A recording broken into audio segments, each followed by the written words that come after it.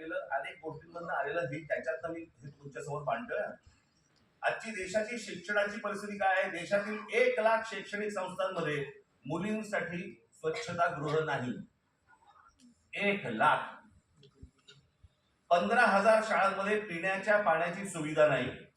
2004 मध्ये 8,00,000 शिक्षकांची पदे जी रिक्त होती ती 2026 मध्ये ही संख्या 10 लाखावरती पोहोचलेली आहे. शिक्षक हवे 10 lakh. 23 lakh joint entrance exam परीक्षार्थ्यांसाठी फक्त 1 लाख जागा उपलब्ध आहेत.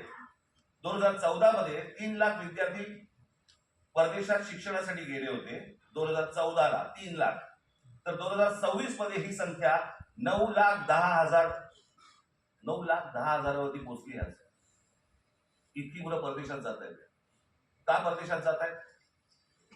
ही 2014 साली मी एक डॉक्युमेंटरी केली होती, छोटीशी एक फिल्म केली होती 16 मिनिटाची. आपण जरूर बघा, युट्यूब वरती आहे.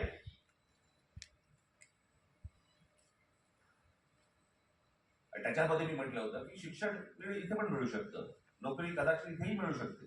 ही मुलं परदेशात का जात आहेत?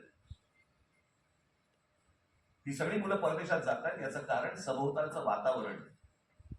मी माझ्या घरातनं बाहेर पडल्यावर